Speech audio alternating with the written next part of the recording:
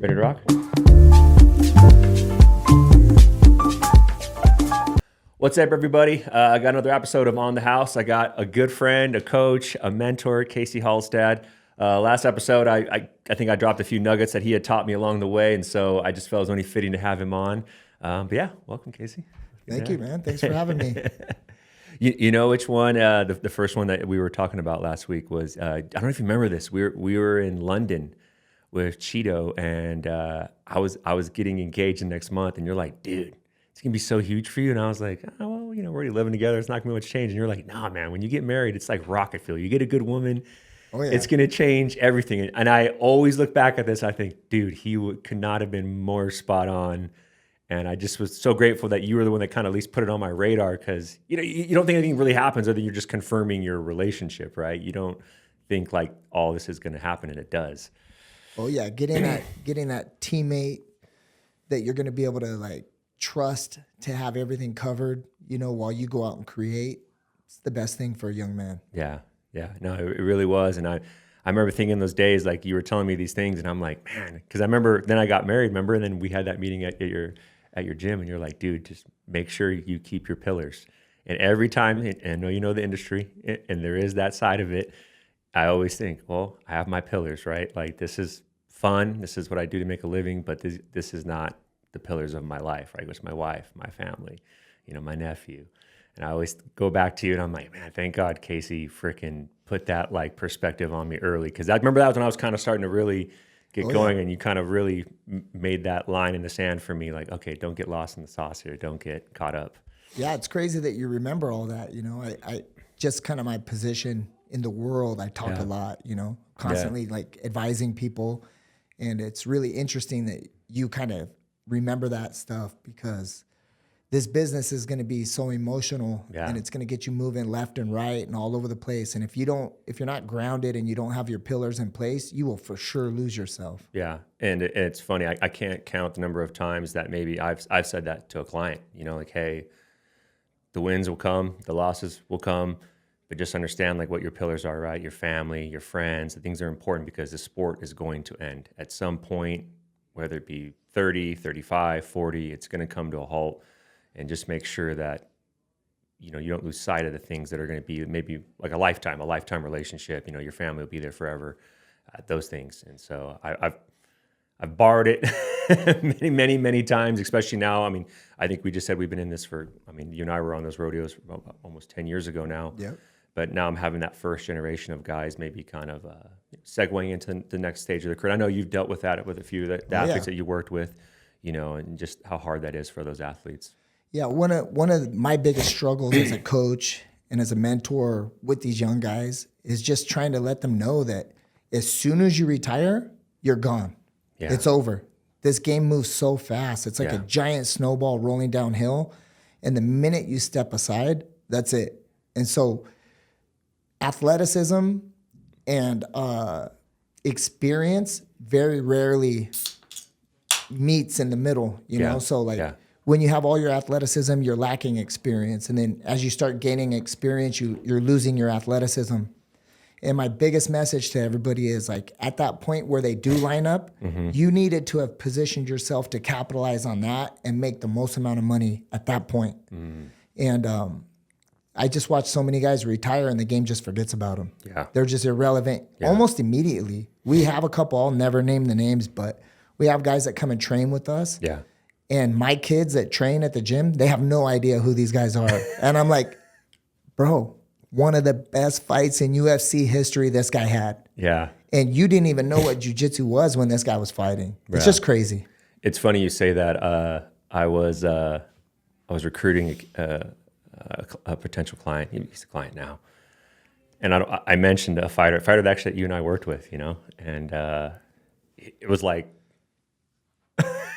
and I was like, oh man, I'm getting old, because that's like again, dude, he did this, he did that. I was like naming, I was like, okay, well, to you, I mean, you just see that glazed look over their eyes. They're like, who the hell are you talking about? Yeah, I mean, it was honest, not a big deal. I mean, it wasn't being rude. It's just, you're sitting back going like, oh man, okay, like times are changing, and I think that's a good analogy the way you put it. Like it's like a snowball. It's just keeps moving and keeps going, you know, and I've been happy. I feel like I've seen a few guys have good retirements, you know, lately get their due, but you're right. And sometimes kind of right off, it's kind of a quiet moment. And then all of a sudden, like, you're no longer a fighter. And I think that's a new stage, at least for me, and the manager side that I'm dealing with a little bit more now. Is, you know, we've been in a game for a minute now, and you're just hoping those guys adapt and adjust and find whatever that calling is going to be. I'm the kind of guy that I'll be on Instagram. I very rarely look at it, but I'll be on Instagram and I see a fighter buy a house, like in a really nice house. Yeah. And I give them a DM like, man, I'm so happy for you. They get a win. I don't DM them. Yeah. I'm happy for your win. For me, it was always a struggle because I'm so concerned with after, you know, that I can't enjoy the like process of the wins and the losses. It's just kind of like, it became at the end of my career as a coach, I'm only working with people that I love. Yeah. Like, I just cannot leave my family to go on the road with someone that I don't care about. Yeah. And, but financially, they would keep me up at night. You know, I have a saying with all my guys is like, don't waste your time doing things that you could do when you're older while you're young, because there's a ton of stuff you can only do when you're young that you can't do when you're old. Yeah. And I'm watching guys partying and go crazy, and it's just like, no, that's not what we should be doing. You don't have a UFC title around your waist. You need to be working, you know, and saving money. And no one wants to hear that shit. Not from me. It's funny. So I get named the first two things that really stuck with me, and you just named the other two that I had. Was one, you really opened my eyes to thinking about life after fighting. If you remember when we started working together, you know, with Ian and some of the early guys, I was still young. They're still young. I hadn't reached that point yet. And now, like, when I meet with a potential client, I always use what you say, like, how do you define success? And he'll define it like, oh, I want to get in the UFC, and, you know, as they should, right? And I say, I just want you to know I'm defining success, what your life after fighting looks like. I just want you to know that's how I want to be graded, and that's how I want to love and care for you. And the second thing is, I've been real particular with the guys I work with. After seeing how you did it, it was like, you're right. This is too much. Now that I have, you know, my family's moved here and everything's going on, and I'm missing wrestling practice and stuff. It's like, man, you better be all in, like I'm all in, because it's hard to leave your family and get those FaceTimes and stuff, and they're missing you, and you're like, man, you know, you have to be with people you truly love and care for. And I'm grateful. I think we've built a great culture here at the agency, worked with amazing guys. But again, those are things that I learned from you really early on. I never was even, let's backtrack. You know this, you saw me grow up. I was so excited to even get UFC fights then, right? I wasn't even thinking life after, and I feel like you just kind of moved the marker for me in that moment, right? We were traveling all over. I was just like, we're in Australia together. We're getting haircuts. You know, like, this is the coolest thing in the world to me. Now I'm starting to think, okay, like you said, it keeps you up at night. Like, hey, you made some good money. Let's make sure there's something to show for this after it's done. It's crazy. You know, I define myself as a father and a husband and as a coach. But some of the best moments of my entire life were on the road with you. Yeah. I mean, it was incredible. Yeah. Like, there was probably like a 3 or 4 year period we were with Colin, and we were international, just all over the place. Yeah. And I tell everybody, like, when I look at your success here, I tell everybody, like, you don't even understand.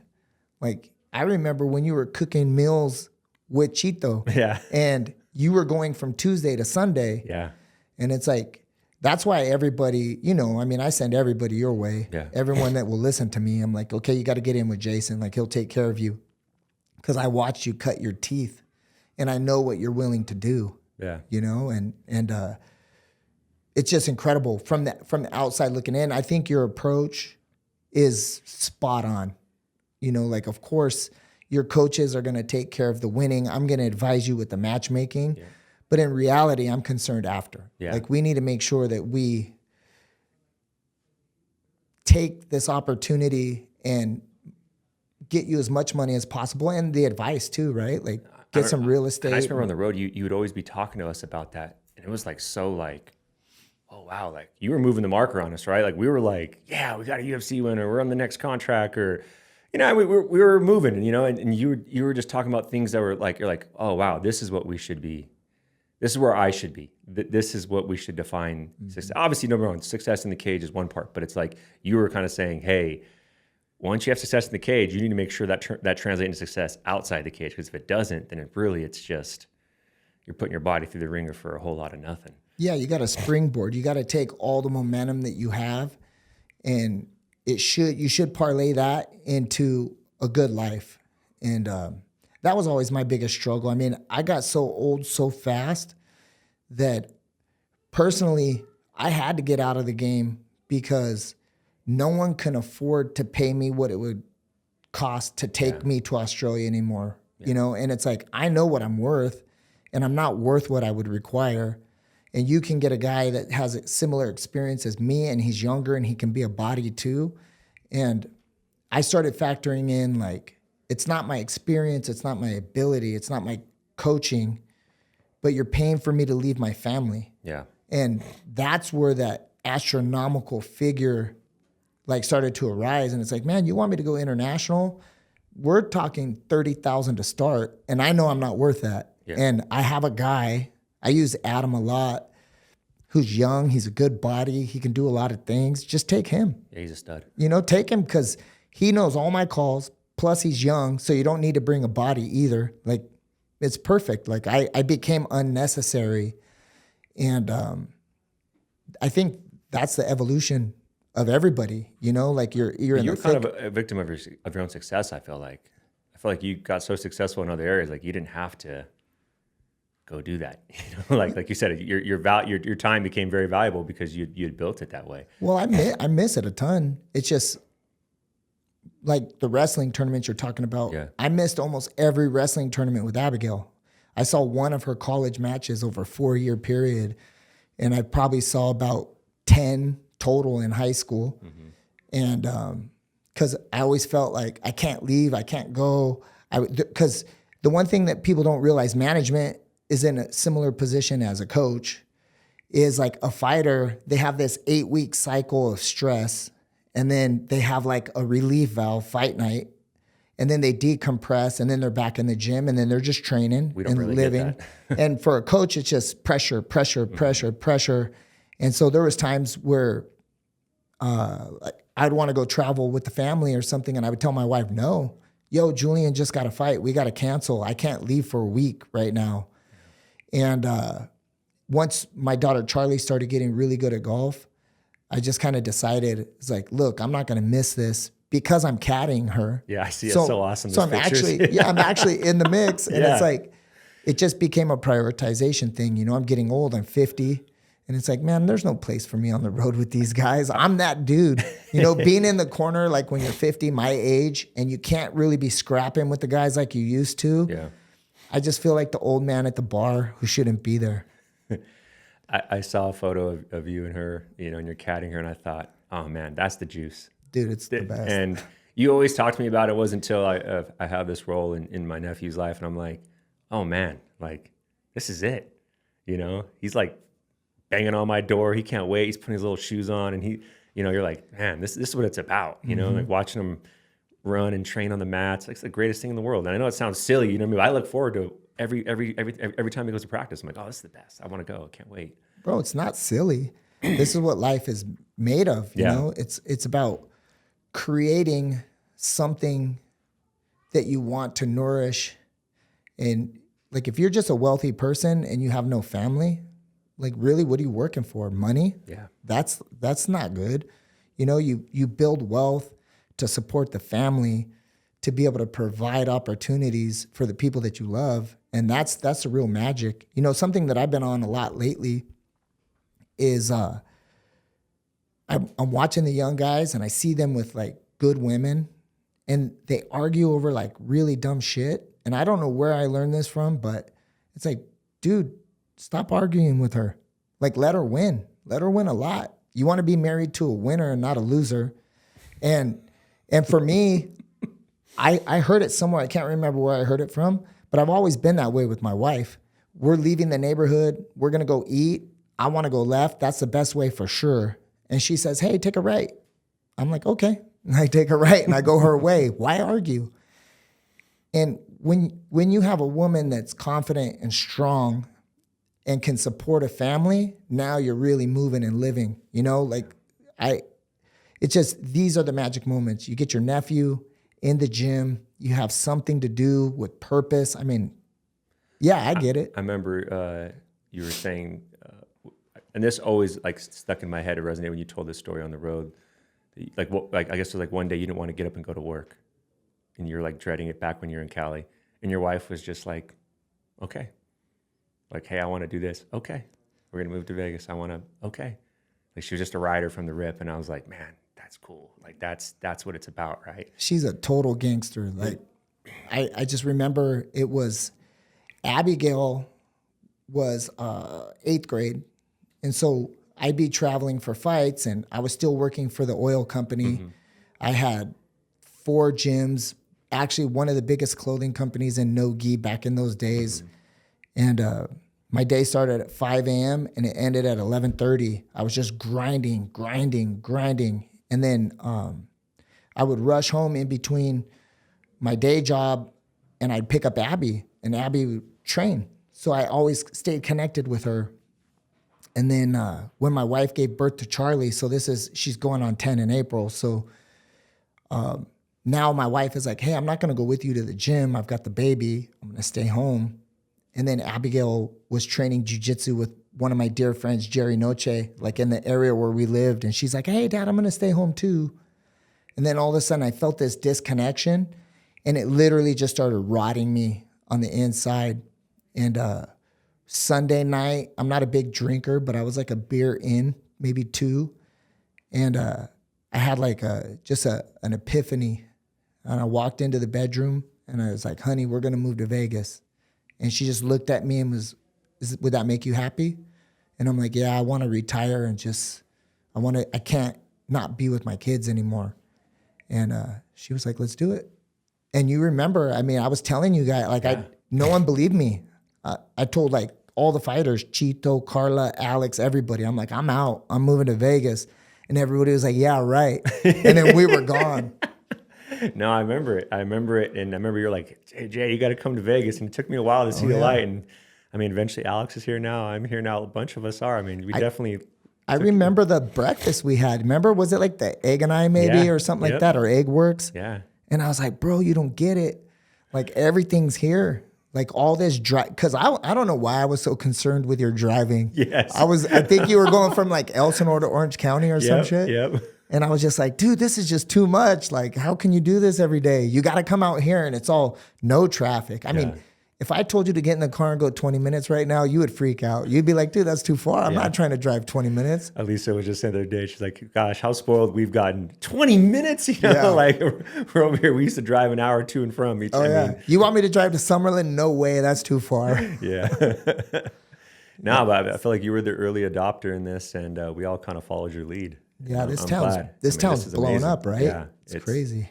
It's been such a blessing. So, I mean, my quality of life has improved 6-fold. I mean, especially about like more events here in Vegas. I actually have a home life, you know, more presence in my family. Oh, yeah. Because if I was still in California, I'd be here every weekend. Like, dude, COVID was great, right? Like I loved it. That was like probably some of the best time of my life. I mean, we never closed a gym.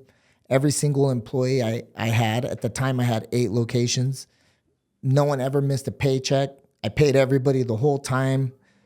I cleaned out all the drawers in my house.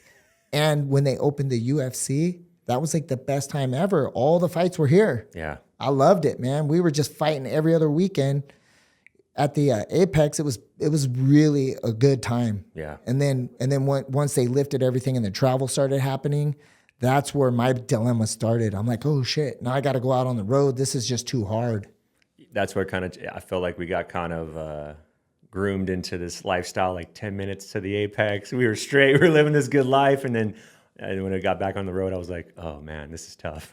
Bro, I'll tell you a story. There was a fight Julian Arosa had at the Apex. My daughter was at a golf tournament. We fought.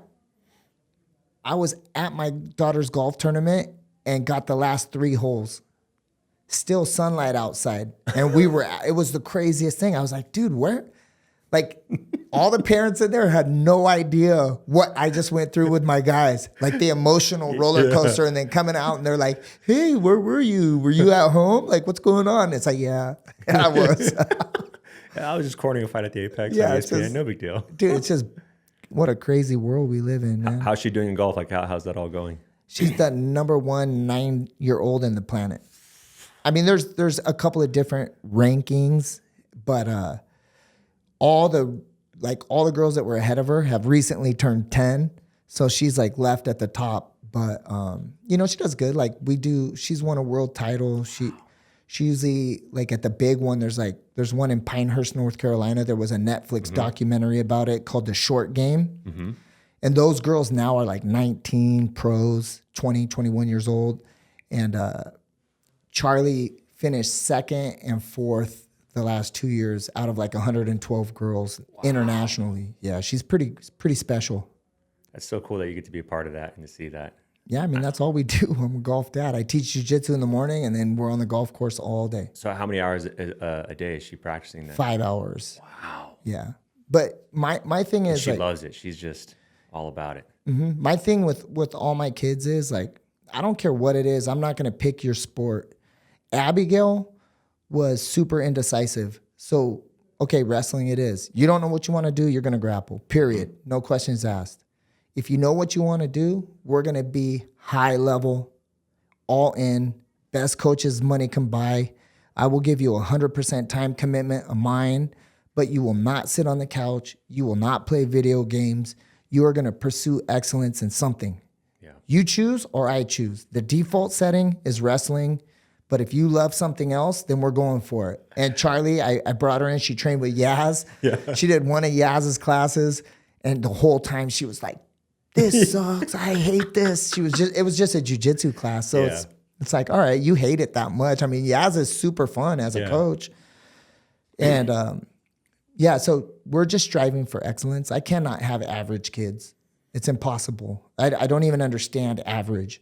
A lot of parents are like, well, they're homeschooled. What about socialization? I'm like, man, we travel the world in golf. I'll come home right now after this podcast, and she'll be on Messenger with her best friend from Mexico City, talking to someone in China, and she's like got international friends, and it's crazy. Elise and I always have this back and forth on the homeschooling. You know, I feel like maybe a school's a little bit outdated. It's my personal opinion in some aspects. I know there's some private schools or charter schools that are different. I'm not trying to generalize all the schools, but some of it, I really agree with you. And now that I have nephews and nieces here, I just try to like find something that they're passionate about. I just want them to find something that they're excited to do other than just be at home, be on TikTok. You know, like find something, I don't care what the heck it is, finger painting, guitar lessons.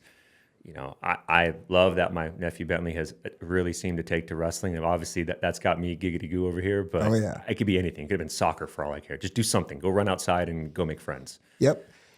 There's a couple of things that young people or people without children should really consider. And I don't really want to show my politics too much, but one is school. Homeschool or public school. That's a real big dilemma for parents because I don't know if you saw the Khabib interview about school. Just brilliant. The guy's take on it is like, how can you expect to give your kids up for 10 hours a day, 8 hours a day, and expect them to have your morals and your values, you know, in a system where who knows who's teaching them, right? So there's that element. And the other weird one is like to vaccinate or not vaccinate. It's a damned if you do, damned if you don't scenario. Like if you don't vaccinate and they end up getting something terrible. And these are questions that like I really never considered until having children as like a older adult, you know. I have a 6-year-old and a 9-year-old at the house and I'm 50. So I tend to move a little slower and really think through situations a little bit more. And I would challenge anybody, you're in your 20s, you're getting married, you're thinking about having children. Those are questions you should have figured out with your spouse before you guys start trying to do it, because and religious. Are you going to be religious? What religion? You know, there's a lot of things. No, there really is. And that's why I sometimes, I guess my issue with school sometimes, and again, I don't want to get too far down the rabbit hole in that, but it's just, has it evolved as technology and society has evolved? That is my thing. Are we putting these kids in the best position to be successful? And again, like you said, would they learn more being here under our morals, our values, and getting straight to the meat and potatoes of what is necessary in the world today? Like, obviously things have changed, you know? We know for sure that with AI, memorizing stuff, you're done. Yeah. Like just learning how to memorize, you can't keep up with a phone in your pocket or AI or anything like that. So I think learning empathy and like humanity is more important than it's just weird. My daughter, when she went into kindergarten, Charlie, my 9-year-old, my wife and I really never tried to, we did a little bit, but I just remember coming home, and because she goes to charter school, so it's all online. And then there's one day a week she goes in for like, she's there today, and then she's just getting home. But I remember my wife firing up the laptop, and they're getting ready to run some modules. And Charlie's just reading and working on the laptop alone. And I'm like, when when did she learn how to read? I was just so shocked. I was like, this is crazy. But reading at a high level. And it wasn't like that when we were kids. We had Encyclopedia Britannica, but these kids at like 3 years old are on iPads, like typing stuff in. They learn fast.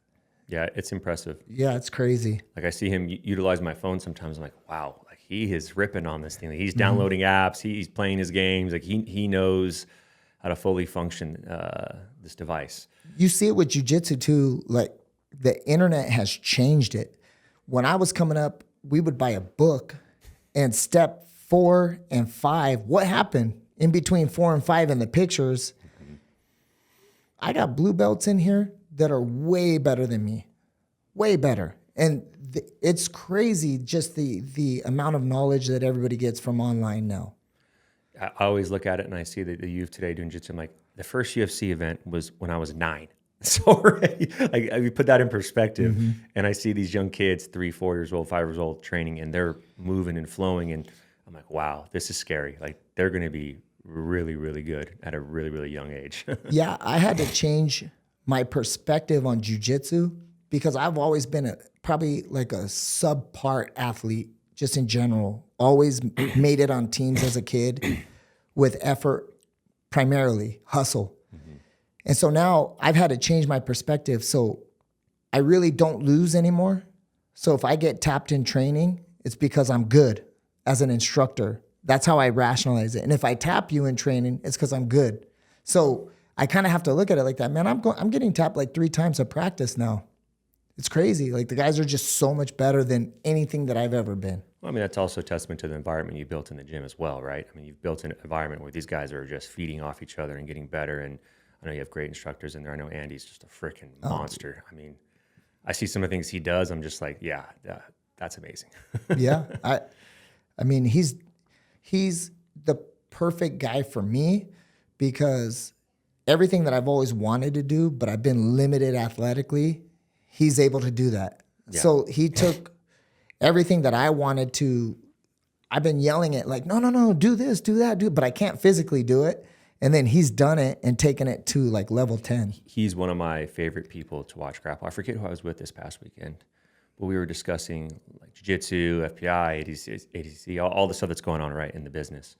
And I was like, I think Andy Varela's must watch TV. Like I love watching Andy because he's willing to risk it. He's willing to go in there and he's going to give the fans what they want. He's not going to play it safe. He goes out there like it's his last match and he's going to go out there and have a damn good time.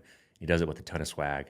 Like, he's someone that I just like, man, if I could emulate someone, I'm like, I want to be like that. Yeah, same. I want to be a gangster like that and go do some fun stuff. For sure. I'm really lucky to have him, man. Like him, like Cody Stills, like those type guys, I love watching them grapple. Wow, Cody Stills incredible, right? Yeah. Jeez.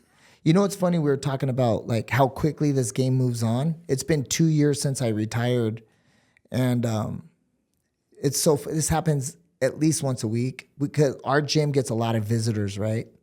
And I'm standing behind the desk, and some kid in level black kit walks up to me, and he's like, "Hey, sir, is this Andy's gym?" And I'm like, "Yeah."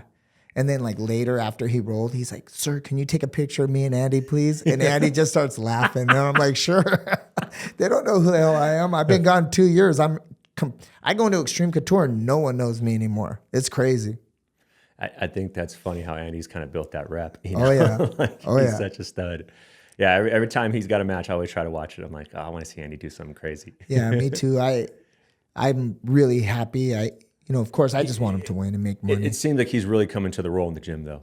Oh, It yeah. seems like Oh, yeah. I love the passion he has for his students. I love how he gasses them on his social media. That's authentic. I could tell he loves them. He's riding with them, and I think that's a great culture you guys have built there. And it's also crazy too, 'cause like you said, I always tell guys like when they come in to train, I'm like, oh yeah, if you go to 10th Planet, there's always going to be new faces, new. I mean, it's a freaking salad bowl of mixtures of people from all walks of life coming to do jiu-jitsu there. Yeah, we can't sell a seminar at our gym no matter what. Like, I bring in someone super dope and our guys are like, so what?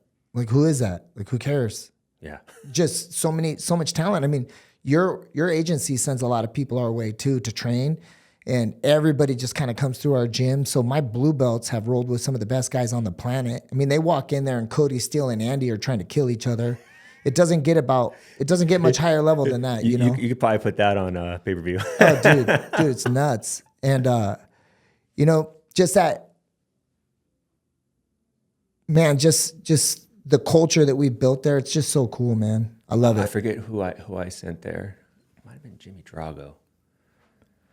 So someone recently, and they're like, man, the Sunday Open mat was like so impressive. Like they were just like, so many people are there coming in on a Sunday. It's like, man, that's a good church service right there. Like that's a bunch of people that are going to put you baptism under fire. Like there's not an easy round there. There's no rest round on a Sunday. No. We brought Brian Callen came by to say hi one day on a Sunday, and he could not get over. He was just like, what?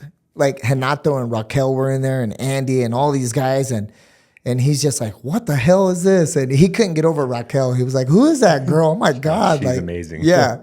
And I'm like, dude, this is every Sunday. There's girls in here that would kill you. Gigi, like all these kids. Yeah. It's just crazy. If guys are out late, so I'm like, dude, don't show up Sunday half stepping. There's not an easy round. Yeah. I always joke around, like, put it this way, guys. If I go on Sunday, I'm probably the rest round for all of you guys here on this mat. Yeah. Like everyone is a game. Dude, I go in there and it's just like, I'm just surviving. I do about maybe like 8 to 10 rounds, and then I just sneak off into the shower and I try to hide. I mean, that's so cool to see, though. You built, I remember the first gym and now here. And you guys just opened up a new one, right, too? Yeah. 10th Planet downtown. Mm-hmm. We had to move it. Tony Shea from Zappos ended up passing away, unfortunately. And so our building was new ownership, and they're trying to make it a little more upscale.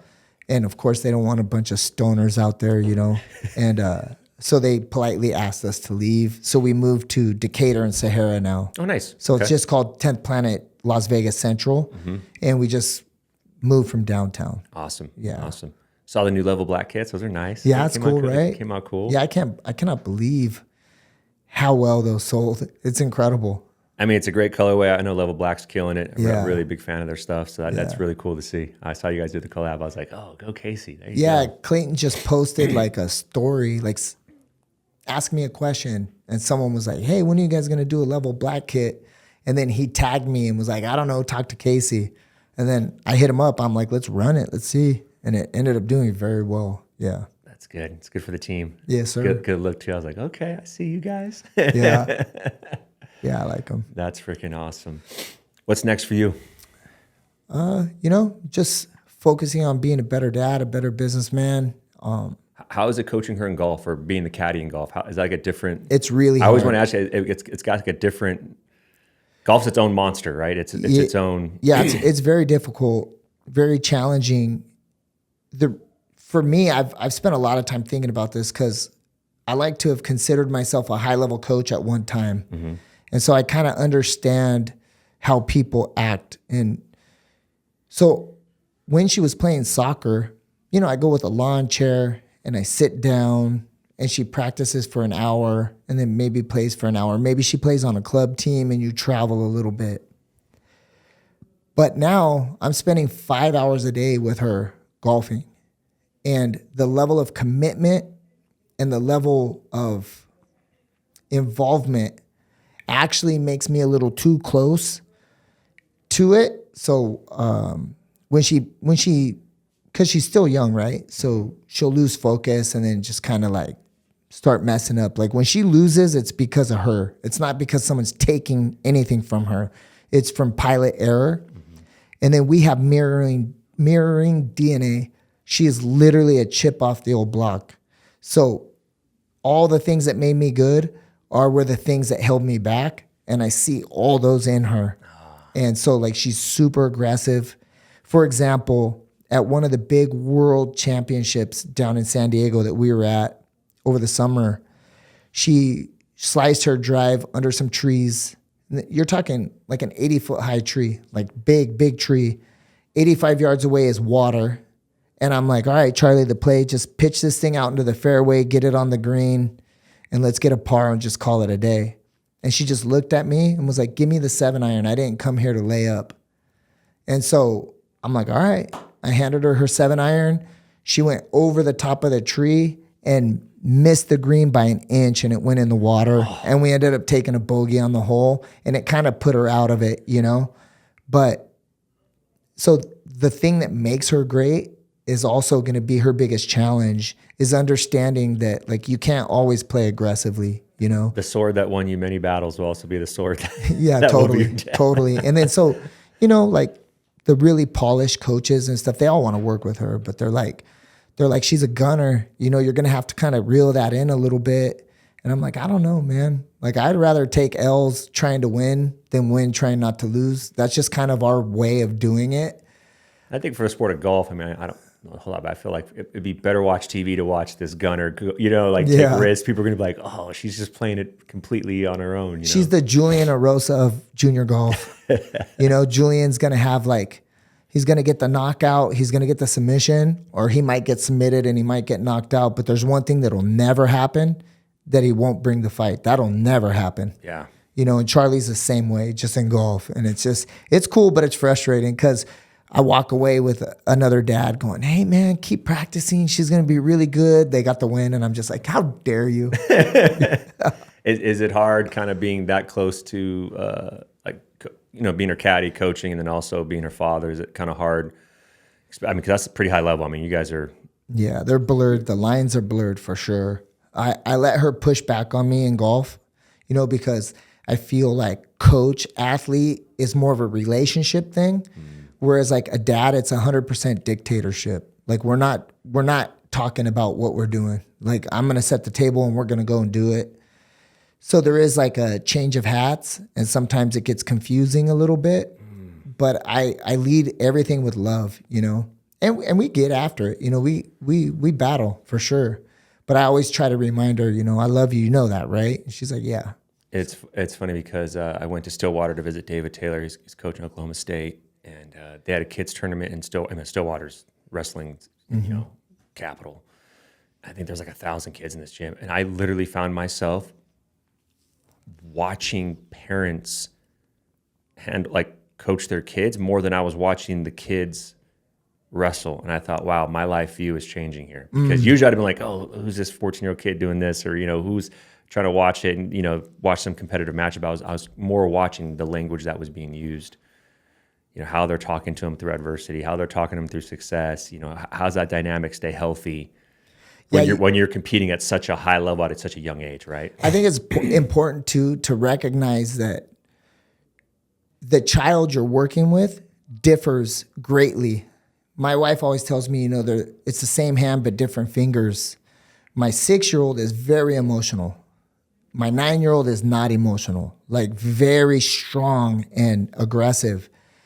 And I cannot coach and parent them the same way. It's impossible. So some people, you need to get on them, you know, and be like, hey, let's go, suck it up, let's make it happen. And then with my little one, it's like, oh, honey, it's okay. You know, we just kind of encourage them different. But there's a unique correlation between wrestling and golf. They're individual sports. There is no hiding. It's not football. You're not one of 11. You could have had a bad day and still got a win, and then you leave there feeling good even though you had a bad day because you got the win. In wrestling, if you have a bad day, your team can still win, but you lost. Exactly. And everyone saw you in your underwear take an L. Same thing with golf. If you have a bad day, it's over. you're out there. The whole microscope's on you. Yeah, and I think it's just it's a beautiful thing. I think every child should have to do an individual sport. Bentley was in wrestling, and he cracked heads with a kid, and the one kid went out crying, and he tried walking. I was like, "No, you're fine. Get back in there." And then after practice, I kind of told him, I was like, "Man, you won by staying on the mat and staying ready." Like, he's like, "What?" I'm like, "That's how you won. Like, you won in this way. Like, you're gonna have adversity, buddy. You're gonna have to keep, things are gonna get tough or they're gonna hurt, but you have to keep going. Like, this is life. This is welcome to the real world at 3." I mean, nobody's riding bikes anymore. No. But the only reason somebody can ride a bike is because they got up and kept doing it. Exactly. Everyone takes a fall on a bike. And you have to let your children fail, and you have to let them get hurt. You can't insulate them from this stuff, or you're going to just raise some weak kid. You should say that to Lisa. She was trying to take him to the ER because, coach, he had a freaking, NASA called. They want to land on this thing. It was so big. Dude. And I'm like, he's fine. There's no mirrors. I'm like, you're fine. Go, just go. Like, what are they going to do? Give him a couple of aspirin, put some ice on it, and send him on his way? Like, there's 20 minutes left. Just finish the Yeah, it's practice. A $1,200 visit too. Let's go do this. But I guess my fear for the young children have an impact on is that such an instant world, instant gratification, instant everything, and the things that you're talking about with your daughter, with wrestling, those are a lot of work goes into. There's a lot of sacrifice that goes into a few moments of glory. Like, that's really, but those few moments are worth way more than anything instant could ever bring to you. Oh yeah, I know we're kind of getting a little long here, but Abigail, we had a really interesting wrestling dialogue at one point. I feel really bad about doing this, but it was necessary. We moved in the middle of her 8th grade year from California here. Mm-hmm. And she was trying to really push back on the wrestling. Oh, Dad, I don't want to wrestle. I just hate it. I can't. And she doesn't like wrestling. Ended up wrestling all through college, but doesn't like it. It's tough. She's cutting weight. Yeah. And a weird thing in my mind was like, it's only 4 pounds, but when you're 109 pounds, 4 pounds is a lot, But I took her to Dick's Sporting Goods one day, 8th grade year, here in town in Henderson. And I was like, Abigail, I need you to look around. What do you see?